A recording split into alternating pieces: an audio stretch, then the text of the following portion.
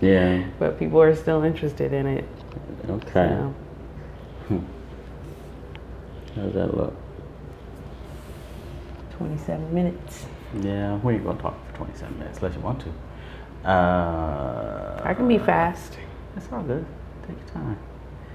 So Oh, let's you're see. recording now. Okay. Yeah, I always do. So just so you know, that's how we do it. Marketing Okay. Matters is we kind of like start before you know we started. Oh, That way I gosh. can kind of capture All right. candid moments. Excuse me, I hope I didn't say being anything crazy. Being the techie person that you are, you noticed, hey, it's on. So, well, anyway, welcome to Marketing Matters. I'm Mark Cardwell.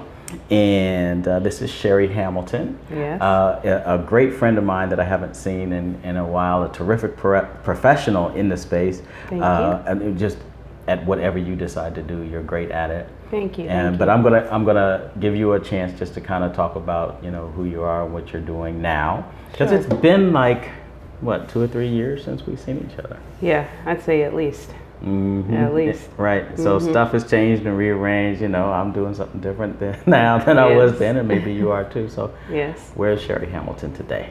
Sherry Hamilton today is kind of trying to focus on rebuilding and shifting what I do. My experience is in technology.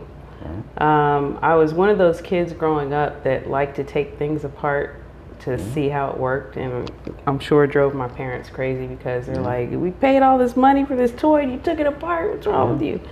So I've always had that type of how does this work brain, and the logical, now that I broke it, how do I fix it? I really enjoy that, always have. And so I spent some time after going to Ohio State. I spent some time in the Air Force, and I was a communications computer systems analyst. I think that was my title, which were a lot of fancy words for I did computer stuff.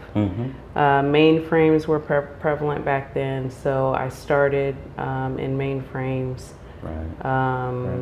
I originally was going to go into engineering, but I realized how much I love computers. Okay. Anyway, started in mainframes, and then as PCs were coming on and gaining in popularity and becoming more affordable, I switched to understanding more about PCs and networking as we know it today, and didn't realize that I was in the Air Force. I was working on the internet that we know today. Okay. And so when I came back home to Columbus, I worked for CompuServe Network Services, which was the business side of CompuServe at the time. CompuServe, Prodigy, and AOL were around then. CompuServe at the time had the internet, but it wasn't. There were no .coms. You basically had to log in and just click on things because you couldn't just go to a .com. I was there as that became a thing. So that was great to see, and I thought it was so cool.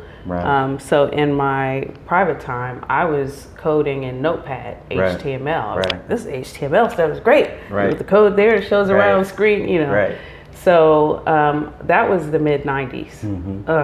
Telling my age now. That was the mid 90s. I'm with you. So really from the beginning of the internet, I was already building websites. I didn't make it part of my career until I started freelancing at it probably about 12 years ago, something like that. And I started freelancing and then started doing it full time about 5 years ago. Okay. So today, I got into this habit of just building websites that look pretty and had basic function. Contact forms, of course, maybe some onboarding, things like that. But I really, really, really enjoy that programming side of it, because when I was in the Air Force for 6 years, I was a programmer. And so what I love about web development is I have this creative side. I grew up in the arts. My mother is this amazing musician who played at Carnegie Hall when she was 5 and studied vocal pedagogy with a professor from Juilliard. So that's my creative side. I grew up in dance and playing instruments and, a community theater and drill team and, always the arts. But I love technology. So, web development, web app development gives me the best of my two passions, and I love it. Okay. So that's what I'm focusing on, and I also am working on trying to launch some projects that I have of my own. Okay. Well, let me ask you this, because Marketing Matters is, we talk about all things, marketing.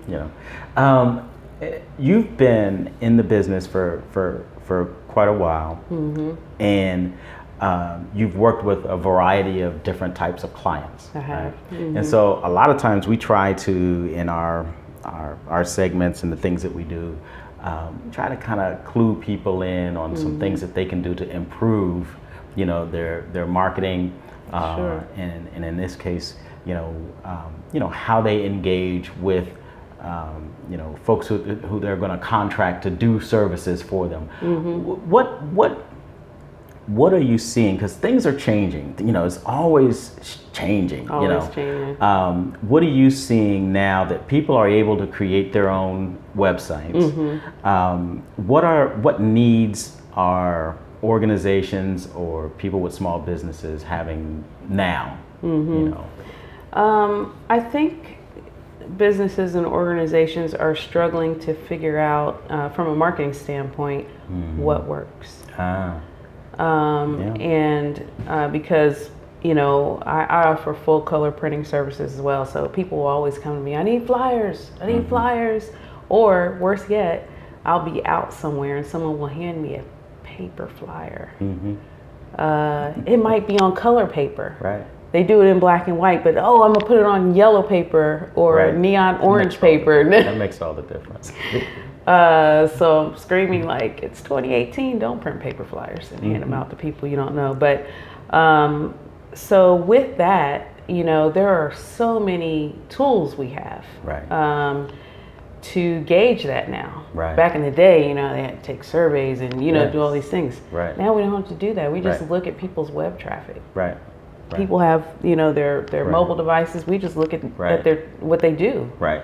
And unfortunately, we don't have a lot of privacy. So I have an Android phone, but even people that have iPhones, most of them have Gmail. So I don't like that, that Google invades our privacy so much, but it just is what it is right now. So with that, even a small business that doesn't have a lot of resources can get a free Google Analytics account and link it to their website. And go ahead, print your flyers, hopefully not paper flyers, but print your full color flyers or hang up your posters or whatever you're doing. Get that marketing collateral out there. And if you go to an event and you distribute 5,000 flyers or 10,000 flyers, go back and look at your traffic and say, did I have a surge in traffic? Was there barely any traffic? If you hand out marketing materials or even send out email campaigns, or you do some text, marketing through text messaging, if you're not measuring those analytics, how do you know what's working? Exactly. You don't know, and if you're not even looking at traffic come to your website, you don't know if you've got a lot of traffic coming to your website, but the way it looks in your messaging is so bad that nobody, you don't convert to sales or whatever it is that you're into. You don't know if they're coming and they don't like it, or they're not coming, so whatever you're putting out there isn't working. So it's kind of like trying to throw darts at a dartboard in the dark with your eyes closed. Exactly. You don't know if your arrows hit the bar. How do you counsel clients then? Say for example you're working with, because I know you did. We're working with maybe you're volunteering and you're sitting around the conference room table and there's a nonprofit arts organization and you're trying to help them understand how to come into the new century. Right. How do you advise? How do you work with groups that might be kind of stuck in some old, dated, and they don't have resources and they don't have aptitudes? What do you do for them? It's difficult. What do you suggest? It's difficult because I do a lot of times work with organizations or small businesses that don't have a budget. That's the other thing I want to talk about, but they don't have a marketing budget. You already know that's my big pet. Yes. So I work with them a lot, and my biggest struggle is I want to help people and I want to help organizations, and I end up finding myself, I'll just do it. But then I get myself in a world of trouble, because I don't have, I'm spending my time on things that aren't generating income, which takes away from things that can generate income. But it's difficult. I really have to try and say what I just said. Yeah. And sometimes that works and sometimes it doesn't. Sometimes people are stuck in their ways and they're like, we're going to print our paper flyers and, well, we don't have time to look at that. I'm like, I'll configure it for you. You can configure the analytics, whatever it is you're interested in measuring, you can configure it to email you on a weekly basis or a daily basis or a monthly basis before you go in your board meeting or whatever. And, Right. I don't know why people don't want to do it, but I just try my best. A lot of it is fear, Yeah. I think Fear of technology. Fear of technology, yeah, 100%. I mean, there are people with real phobias about technology. Yeah. And they should have them. Right. I'm in technology. Don't tell you. Like, you should be fearful of technology to a certain degree. Nowadays you just never know. But organizations have to become more efficient. Right? Correct. And this is a way technology can help organizations become more efficient and effective, and helping them to get over the fear hurdle is probably something that you've had to do when working with clients. And so I'm like that. It's so powerful though. Yeah. I mean, when you think about what I just spoke about, if you're spending, especially if you're spending money on ads for television, for goodness sakes, you're spending thousands of dollars. You have to know what's working and what's not. If your commercial airs, if you do scrape together a few pennies and even air your stuff overnight, if you're not getting a surge in traffic, don't waste your money on that. Put that money somewhere else, put it in Facebook ads or Twitter ads or what have you. But that's, to me, it's a no-brainer. You have to do that. Yeah. Now, on the other side, I run into people who feel like they don't need a website. I have a Facebook page. Oh Lord. Well, you can at least gauge your traffic on Facebook. They have it built in. But you can't put all your eggs in the Facebook basket. Not at all. Because they changed everything. I think it was probably about 4 years ago. I think you kind of clued us in on some of the first initial wave. Is like a wave of algorithm changes that were significant. Yeah. So it used to be, think about back in the day when you posted something on Facebook and maybe you saw it, but you thought that was, you were interested, but you didn't have time. I'll go back and look at that after my meeting. Right. And you could just scroll down your timeline and there it was. Exactly. But now you better remember who posted that, because you'll have to go directly to their page. It's not in your newsfeed like it used to be. So they did that in order to generate more income. I can't be mad at them.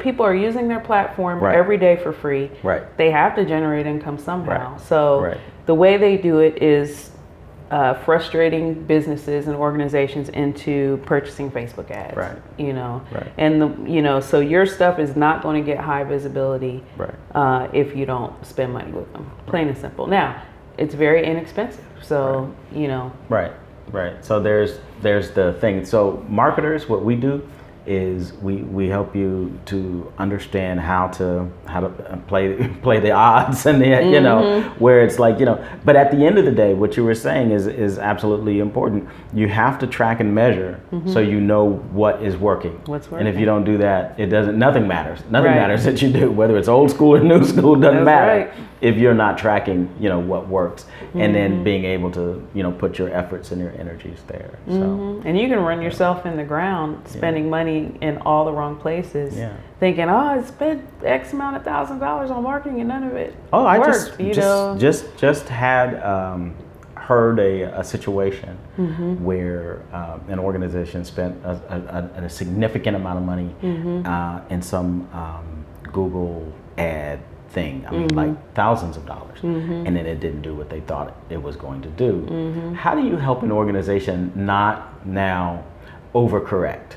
Okay, so it's possible that they didn't have the right kind of expectations. Expectations, expectations, and then also messaging, and who knows what else. But they thought legitimately that was a good investment, right? And when it wasn't, and they got kind of burned by digital media, how do you keep them from saying no more digital media at all? We're not going to do that ever again. Yeah, I think, challenging them to change their messaging, change the imagery, try it again. Right. At least dip your toe in the pool again, even if you don't want to dive in head first. Right. But, see if by doing that, and, then people don't think about their target market sometimes. Right. Obviously, if you're targeting seniors, the majority of your budget shouldn't go into digital.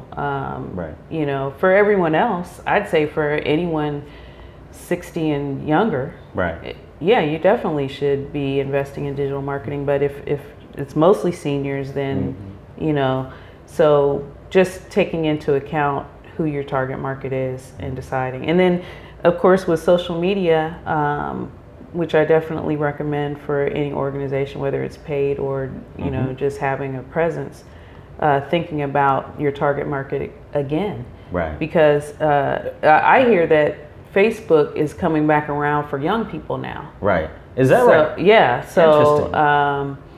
My husband, who's an educator, his middle school kids are on Facebook. Yeah, Facebook is their thing now. But see, now that would be like a huge.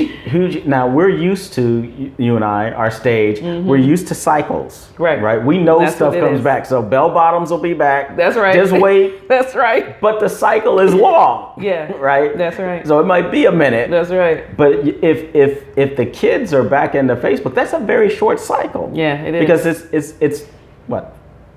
5 years? Yeah. 5 years that it was not cool. Right. And now the kids, the middle schoolers are doing it. Now the high schoolers, they'll tell you Twitter. Yeah. It's Twitter, Instagram or Snapchat. Yeah. I think for people in their 20s, it's mostly Instagram. Yeah. Twitter, I think it just depends on how much people love being knowing what's going on, being on the edge of what's going on. Twitter to me is much more informational. Instagram is for people that just want to scroll and watch pictures and videos all day. But Twitter is how I find out what's going on, to be quite honest. Let me. This is getting interesting. So I'm thinking some things. How different is social media from commercial digital media? What people are getting out of the social media platforms, and then what organizations can get out of digital media, like advertising, and where your expectations, and how does business to consumer versus business to business, in the digital space, both social and commercial.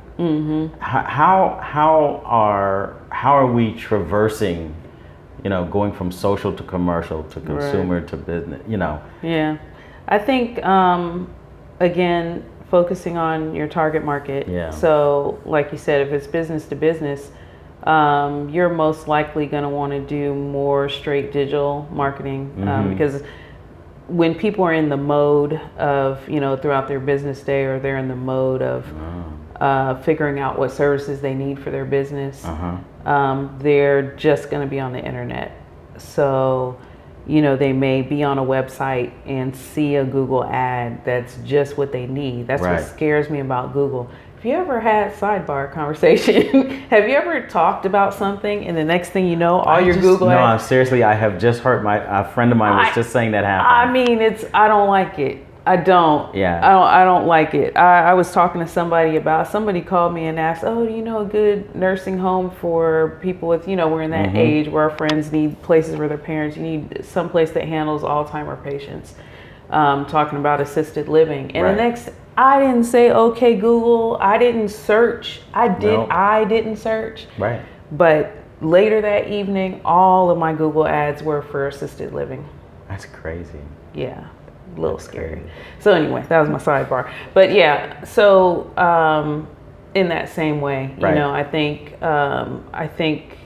if you're thinking about an organization that's just looking for everyday people, or if you're looking for consumers, then I think social media is the way to go. If you're trying to get the word out about an event, definitely social media, because if they're on whatever social media platform, they're more likely, they're going to share it. I should say they're going to share it. If they're excited about it, they're going to share it. Right. If it's just a traditional digital ad of some sort, whether it's video or just a banner ad, people aren't going to share it. Right. Hopefully they're inspired enough to go to to click on it and go to the website or whatever, then they may share whatever it is. But to me, that's the But you have to have difference. a plan.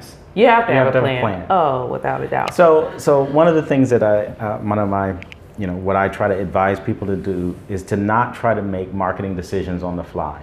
Yeah. And so many organizations everybody's busy in the process of doing. And someone says, we should try X. Yeah. And somebody says, yeah, we should do that. Right. And so they do it. How much does it cost? Okay, yeah, let's do it. Right.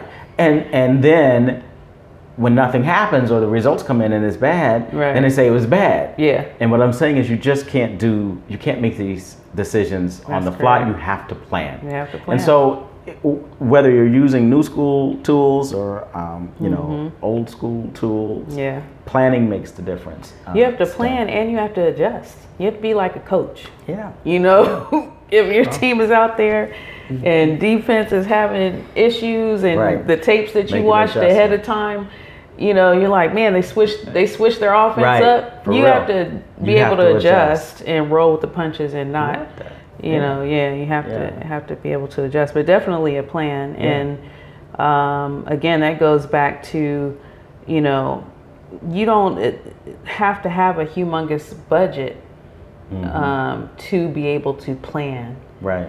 As a matter of fact, you can probably save yourself a lot of money if you plan effectively. Right. So in that, for us as marketing, I don't know when I became a marketing professional, but I will tell you my dad was a marketing professional. And I must have soaked all that up because that's my tangent passion is marketing and evaluating all of this and what works and what doesn't. So engaging with someone who understands marketing is more than worth it. Absolutely. Because at the end of the day, you need to be able, if whatever business, you may have, you need to be able to focus on making sure that your service or product is still the best it can be. Right. And just let people that understand this stuff give you some advice, Shoot. I mean, we've only got a couple minutes left, and so I'm like really getting into what you're saying, and so I was like, oh shoot, we're gonna run out of time. So let me ask you this, because I feel like we've kind of scratched the surface on some cool conversations. Will you come back and talk some more about? Sure. Okay. We'll talk about social media. We'll talk about digital media, and we'll talk about marketing and measurement, maybe, and how organizations can bring all of these elements together and to with proper planning put them and employ them for effective marketing actions. Absolutely. Is that cool? That sounds good. Okay, great. Yeah. Sherry Hamilton, thank you for coming. Thank you. To Marketing Matters. We appreciate you. And we'll see everybody next time. All right. All right, thanks. Let me say peace. No.